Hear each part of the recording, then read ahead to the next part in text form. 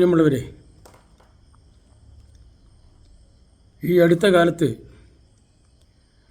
പെന്തക്കോസ്ത് പാസ്റ്റർമാരുടെ സകല അഭ്യാസവും നവമാധ്യമങ്ങളിൽ കൂടി പുറത്തു വന്നുകൊണ്ടിരിക്കുകയാണ്. അവരുടെ ദ്രവ്യാഗ്രഹം, അതായത് പണത്തോടുള്ള അത്യാഗ്രഹം, സകല ദോഷത്തിനും കാരണമായി തീർന്നുകൊണ്ടിരിക്കുന്നു. ഇത് ഞാൻ പറഞ്ഞതല്ല, ബൈബിളിലെ വാക്യമാണ്. 1 തിമോത്തി 6:10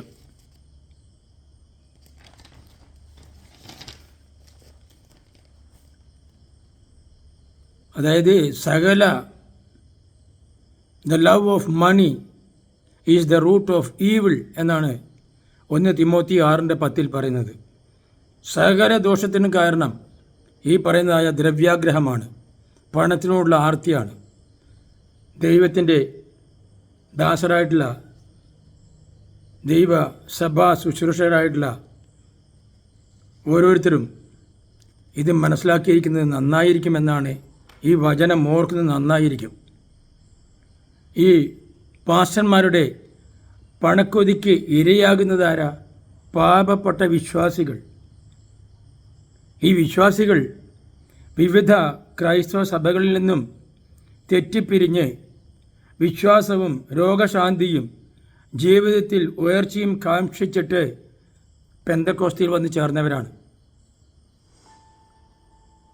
അവർ ഭയഭക്തിയോടും വിശ്വാസത്തോടും കൂടി ദൈവത്തെ ആശ്രയിച്ച് കഴിയുന്നവരാണ്. ഒരു സംശയം വേണ്ട. പെന്തക്കോസ്ത് വിശ്വാസികൾ വളരെ വിശ്വാസമുള്ളവരാണ്. ദൈവത്തോട് വിശ്വാസമുള്ളവരും ദൈവവചനത്തിൽ വിശ്വാസമുള്ളവരും അതിനനുസരിച്ച് ജീവിക്കാൻ വളരെയധികം കഷ്ടപ്പെടുന്നവരുമാണെന്ന് നമുക്കറിയാം.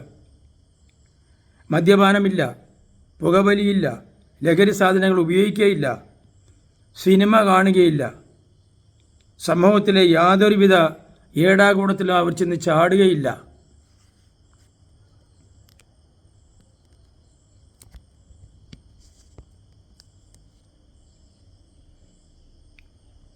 രാഷ്ട്രീയ പാർട്ടികളിൽ സജീവമായി ആരും പ്രവർത്തിക്കാറില്ല. ഒരു രാഷ്ട്രീയ പ്രവൃത്തിയിലും അവരുള്ളതായിട്ട് അറിയുകയുമില്ല. രഹസ്യമായിട്ടാണ് അവർ വോട്ട് ചെയ്യുന്നത്. അവരെ വോട്ട് ആർക്കാണ് കൊടുക്കുന്നത് നമ്മൾ പോലും അറിയില്ല. ഇങ്ങനെ ഈ ലോകത്തിൽ ദൈവത്തിൽ ആശ്രയിച്ച് ജീവിക്കുന്നവരാണ് ഈ പെന്തക്കോസ്തുകാർ. രോഗം വന്നാൽ അവർ മരുന്ന് കഴിക്കുകയില്ല, ആശുപത്രിയിൽ പോവുകയില്ല. അവർ ദൈവത്തിൽ ആശ്രയിച്ച് രോഗശുശ്രൂഷയ്ക്ക് വേണ്ടി പ്രാർത്ഥിക്കുന്ന ഒരു കൂട്ടരാണിവർ. അങ്ങനെ തങ്ങളെ തന്നെ ദൈവത്തിന് വേണ്ടി സമർപ്പിച്ചുകൊണ്ട് ജീവിക്കുന്ന പാവം വിശ്വാസികളെ അവരുടെ സഭാ ശുശ്രൂഷകരായ പാസ്റ്റർമാർ ചതിച്ചും വഞ്ചിച്ചും ചൂഷണം ചെയ്തും പണക്കാരായി മാറിയിരിക്കുന്നു. ഈ അടുത്ത നാളുകളിൽ യൂട്യൂബിൽ വൈറലായിക്കൊണ്ടിരിക്കുന്ന ഒരു സംഭവം നമ്മളെല്ലാം കേട്ടിട്ടുണ്ടല്ലേ? എല്ലാവരും കേട്ടിട്ടുണ്ട്. ഇത് കേൾക്കാതിരിക്കില്ലല്ലേ? യൂട്യൂബിൽ ഇങ്ങനെ കിടന്ന് പറന്ന് നടക്കുകയല്ലേ. ഒരു പാസ്റ്റർ ഒരു പള്ളി പണിതുകൊണ്ടിരിക്കുകയാണ്. കോടികൾ ഇപ്പോൾ തന്നെ ചിലവാക്കി കഴിഞ്ഞു. പള്ളി പണി എവിടെയും എത്തിയിട്ടില്ല. അപ്പോൾ ആ പാസ്റ്റർക്ക് വേണ്ടി, ആ പാസ്റ്റർ സഹായിക്കാൻ ഈ സഭാമക്കളോട്, സഭാജനങ്ങളോട് ശുപാർശയ്ക്ക് വേണ്ടി ഒരു സീനിയർ പാസ്റ്റർ എഴുന്നേറ്റ് നിന്ന് പറയാണ്. എന്താണ് പറയുന്നത്? ആ പള്ളി കോടികൾ മുടക്കിയിട്ടും എവിടെയും എത്തിയിട്ടില്ല, അതിൻ്റെ പണി എവിടെയും എത്തിയിട്ടില്ല. അപ്പോൾ ആ സീനിയർ പാസ്റ്റർ ഈ ജൂനിയർ പാസ്റ്ററോട് ചോദിക്കുകയാണ്, പാസ്റ്റർ ഇനി എത്ര രൂപ വേണം നിങ്ങൾക്ക്? അപ്പോൾ അദ്ദേഹം പറയാണ്, ഇനി 8 കോടി രൂപയും കൂടി വേണം. ഇനി 8 കോടി രൂപയും കൂടി ഉണ്ടെങ്കിലേ ഈ പള്ളിയുടെ പണി പൂർത്തിയാകുള്ളൂ. അപ്പോൾ ആ പള്ളിയുടെ പണിക്ക് എത്ര കോടി രൂപ വേണം? ഒന്ന് ചിന്തിച്ച് നോക്ക്. ഇന്ന് കോടികളില്ലാതെ ഒരു പള്ളി നിർമ്മിക്കാൻ കഴിയാത്തൊരവസ്ഥയിലാണ് പാസ്റ്റർമാർ എത്തി നിൽക്കുന്നത്. അപ്പോൾ 8 കോടി രൂപയും കൂടി വേണമെന്ന് ആവശ്യപ്പെട്ടുകൊണ്ട് സീനിയർ പാസ്റ്റർ ഈ സഭാജനങ്ങളോട് പറയാണ്, നിങ്ങളുടെ ഓരോരുത്തരുടെയും ശമ്പളത്തിൽ നിന്നും ഒരു ദിവസത്തെ ശമ്പളം എന്ന് പറഞ്ഞാൽ ഒരു ജീവനക്കാരൻ ഇന്ന് സംബന്ധിച്ചോളം ഇന്ന് 1000 രൂപയിൽ കുറഞ്ഞ ശമ്പളം ഒരാൾക്കുമില്ല. ഓരോ ദിവസത്തെ ശമ്പളം ഇപ്പം കൊടുക്കണം, അത് കൊടുത്തേ തീരും നിങ്ങൾ എന്ന് വളരെ കർക്കശമായിട്ട് അവരോട് പറയുന്നൊരു ആ സംഭവം നമ്മൾ കേൾക്കുകയാണ്.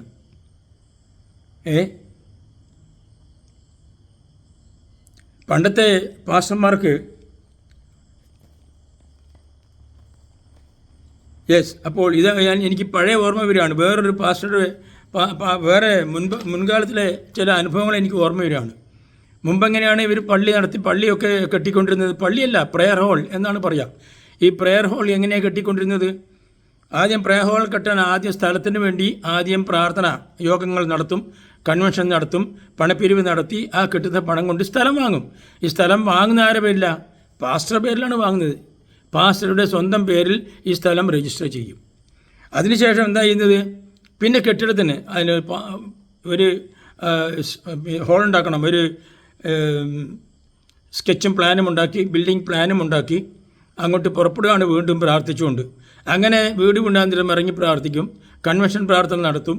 അങ്ങനെ പല പ്രാർത്ഥനകളും നടത്തി ജനങ്ങളെ എത്രമാത്രം പിഴിയാൻ പറ്റുമോ അത്രമാത്രം പിഴിഞ്ഞ് ഈ ജനങ്ങളിൽ നിന്നും കോടികൾ സമ്പാദിച്ച് പിന്നെ ഒരു കെട്ടിടം അവിടെ സ്ഥാപിക്കും. ഈ കെട്ടിടം ആരുടെ പേരിലാണ് രജിസ്റ്റർ ചെയ്യുന്നത്? ഈ പാസ്റ്ററുടെ പേരിലാണ് രജിസ്റ്റർ ചെയ്യുന്നത്. അങ്ങനെ അതും പാസ്റ്ററിന് സ്വന്തം സ്ഥലവും ഈ പറയുന്നതായ കെട്ടിടം ആ പാസ്റ്ററിന് സ്വന്തം. പാവം ജനങ്ങൾ. ഇത് മതിയായോ? അത് പോരാ, പിന്നെന്ത് വേണം? അതിനകത്ത് AC സ്ഥാപിക്കണം. AC ഇല്ലാതെ പറ്റുമോ? പ്രാർത്ഥനയ്ക്ക് ആളുകൾ കൂടുമ്പോൾ ഈ അത്യുഷ്ണതയിൽ എങ്ങനെയാണ് അവിടെ പ്രാർത്ഥിക്കാൻ കഴിയുക? AC വേണം അവിടെ. പിന്നെ നല്ല ഫർണിച്ചറുകൾ വേണം. എല്ലാ ജനങ്ങളെ പിഴിഞ്ഞ് വാങ്ങുന്നൊരനുഭവം. ഈ പറഞ്ഞ പാസ്റ്ററായിട്ട് ഒരു 10 പൈസ പോലും എടുക്കുകയില്ല. കാരണം അതിൻ്റെ ആവശ്യമില്ല. മേലനങ്ങാതെ 10 പൈസ പോക്കറ്റിന് ചിലവാക്കാതെ സ്വന്തമായി ഭൂമിയും കെട്ടിടവും അദ്ദേഹത്തിൻ്റെ പേരിൽ. മോശമുണ്ടോ? നല്ല പണിയല്ലേ? അപ്പോൾ ഇതാണ് ഈ പറഞ്ഞതായ ഒരു സംഭവം എന്ന് ഞാൻ നിങ്ങളെ അറിയിക്കുകയാണ്.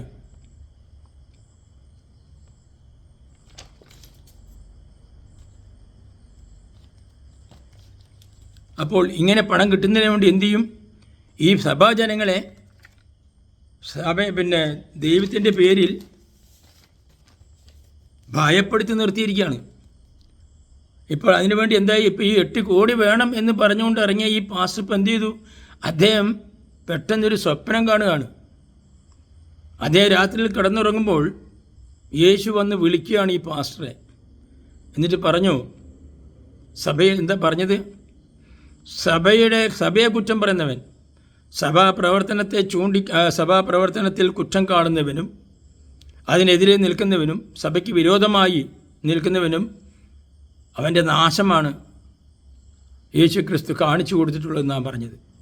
ഇത് എൻ്റെ സ്വന്തം വാക്കുകളാണെങ്കിലും ഇതേ രൂപത്തിലുള്ള അർത്ഥത്തിലുള്ള വാക്കുകളാണ് അദ്ദേഹത്തിൻ്റെ ആ ഭാഷയിൽ പറഞ്ഞിട്ടുള്ളത്.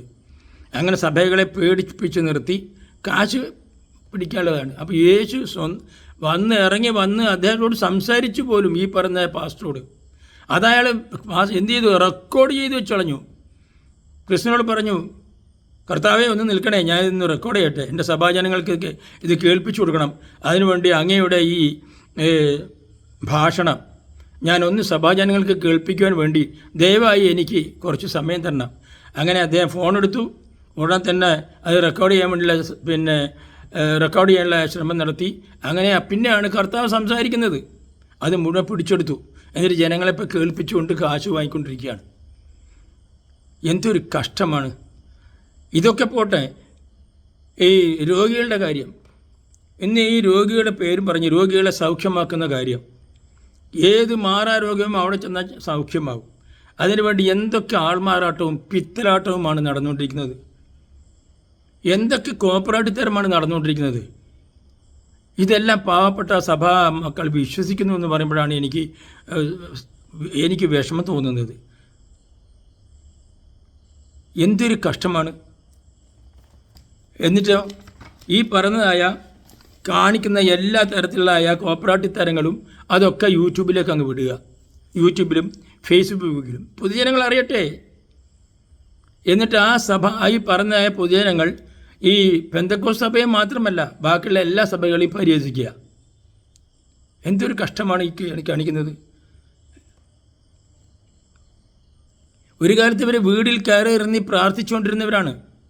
ഓരോ വീട്ടിലും 2-3 ആൾക്കാർ വരും ബൈബിളും എടുത്തുകൊണ്ട്. എന്നിട്ട് അവിടെ ഇരുന്ന് പ്രാർത്ഥിക്കും. അങ്ങനെ പ്രാർത്ഥിച്ച് സഭാജനങ്ങൾക്ക് ആശ്വാസവും സന്തോഷവും അവർ പകരും.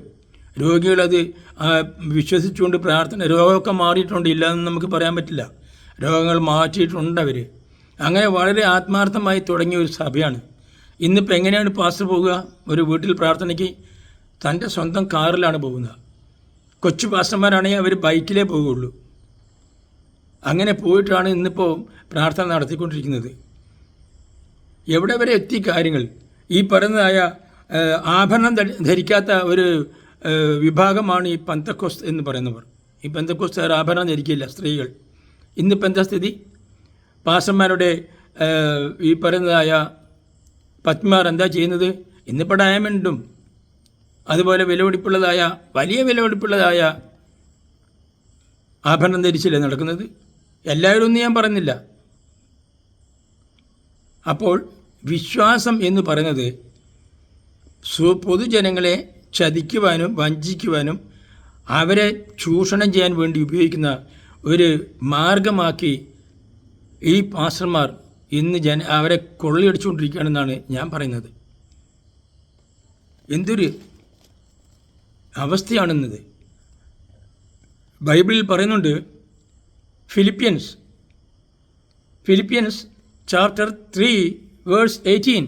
അതിലെന്താ പറയുന്നത് നമുക്ക് നോക്കാം. അനേകർ ക്രിസ്തുവിൻ്റെ ക്രൂശിന് ശത്രുക്കളായി നടക്കുന്നു.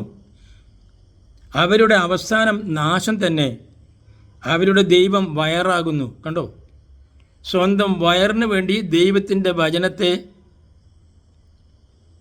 നശിപ്പിക്കുക, ദൈവത്തിൻ്റെ നാമം വൃഥാ എടുത്തുകൊണ്ട് ജനങ്ങളെ കബളിപ്പിച്ചുകൊണ്ടും ജനങ്ങളെ തെറ്റിദ്ധരിപ്പിച്ചുകൊണ്ടും ഭയപ്പെടുത്തിക്കൊണ്ടും കാശ് പിടുങ്ങുക. ഇതാണ് ഇവരുടെ പണി. അപ്പം സ്വന്തം വയറ് നിറയ്ക്കുന്നതിന് വേണ്ടി ദൈവത്തിൻ്റെ വചനം ഉപയോഗിച്ചുകൊണ്ട് കാണിക്കുന്നതായ ഈ പ്രവർത്തനം ഇനിയെങ്കിലും ദയവ് ചെയ്ത് ഈ പാസ്റ്റർമാർ നിർത്തണം. അത് നിർത്തിയേ തീരൂ. എല്ലാ സഭകൾക്കും അത് ആവശ്യമാണ്. സഭകളുടെ ഉയർച്ചയ്ക്ക് വേണ്ടിയും വിശ്വാസത്തിൻ്റെ വളർച്ചയ്ക്ക് വേണ്ടിയും സത്യത്തിൻ്റെ നീതിയുടെയും പാതയിൽ കൂടെ മുന്നോട്ട് പോകുന്നതിന് വേണ്ടിയും ഇനിയെങ്കിലും സഭാ ശുശ്രൂഷകരായിട്ടുള്ള ഈ പറയുന്നതായ പാസ്റ്റർമാർ ഇത്തരം പ്രവർത്തികൾ ദയവ് ചെയ്ത് നിങ്ങൾ ചെയ്യാതിരിക്കുക. ഇനി അഥവാ നിങ്ങൾ ചെയ്യുന്നുണ്ടെങ്കിൽ നിങ്ങൾ എന്തിനത് യൂട്യൂബിലൊക്കെ ഇട്ട് ഞങ്ങളെ പൊതുജനം മറ്റുള്ളവരെ അറിയിക്കേണ്ട ആവശ്യമെന്താ? അതിൻ്റെ കാരണം എന്താ? നിങ്ങൾ സ്വയം രഹസ്യമായി ചെയ്തുകൊള്ളൂ. നിങ്ങളുടെ സഭാജനങ്ങളെ നിങ്ങൾ വഞ്ചിച്ചുകൊള്ളൂ, നിങ്ങൾ ചതിച്ചുകൊള്ളൂ, നിങ്ങളവരെ ചൂഷണം ചെയ്തുകൊള്ളൂ. ഇവിടെ ആരും ചോദിക്കാൻ അവർക്ക് ഈ പറഞ്ഞ സ്വന്തം സഭാജനങ്ങൾക്ക് അതിൽ വിഷമവും പ്രയാസവും ഇല്ലെങ്കിൽ ഞങ്ങൾക്കൊരു വിഷമവുമില്ല. പക്ഷെ നിങ്ങൾ എന്തിനാണിത് യൂട്യൂബിലും അതുപോലെ തന്നെ മറ്റു നവമാധ്യമങ്ങളിലൊക്കെ ഇത് ഇട്ട് ഈ അപഹാസ്യമാക്കി തീർക്കുന്ന എന്തിനാണ്? എന്നെ കേട്ട നിങ്ങൾക്കെല്ലാവർക്കും നന്ദി, നമസ്കാരം.